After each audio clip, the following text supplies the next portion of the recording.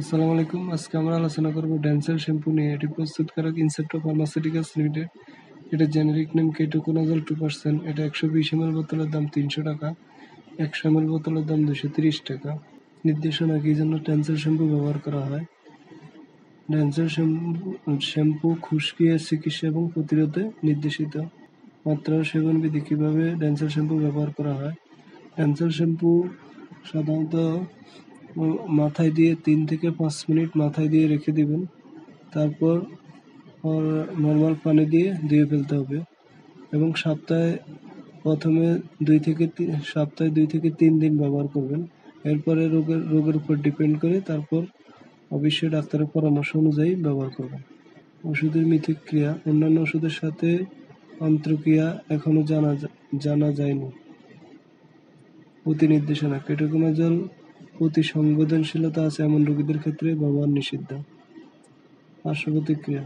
Damsel shampoo বাহ্যিক ব্যবহারে সাধারণত সুসহনীয়।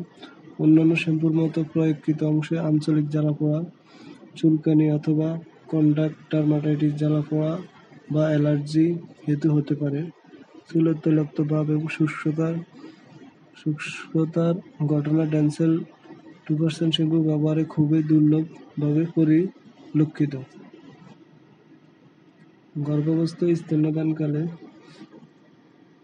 শ্যাম্পু যেহেতু কেটোকোনাজল বাহ্যিক ব্যবহারে ত্বকের মাধ্যমে শোষিত হয় না, সেহেতু গর্ভাবস্থা ও স্তন্যদানকালে কেটোকোনাজল অথবা ড্যান্সেল 2% শ্যাম্পু ব্যবহারের নিষিদ্ধ নয়।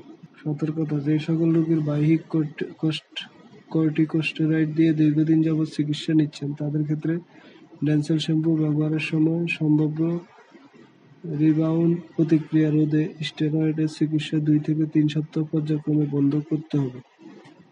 সেবোরিক ডার্মাটাইটিস এবং খুশকিতে প্রায় বেশি পরিমাণে চুল ঝরে যায়, যা ড্যান্ড্রাফে 2% শ্যাম্পু ব্যবহারে দুর্লভভাবে পরিলক্ষিত হয়েছে। চোখের সংস্পর্শ এড়িয়ে চলতে হবে।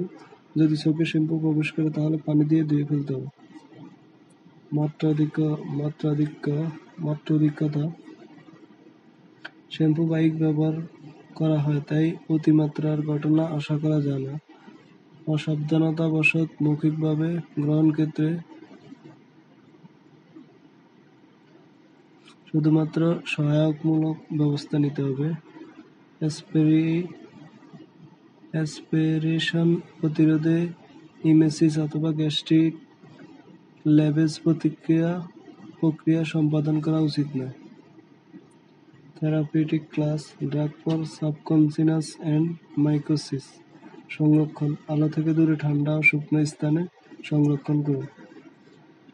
এছাড়া যে কোনো মেডিসিন ব্যবহার করুন অবশ্যই রেজিস্টার্ড ডাক্তারের পরামর্শ অনুযায়ী ব্যবহার করবেন।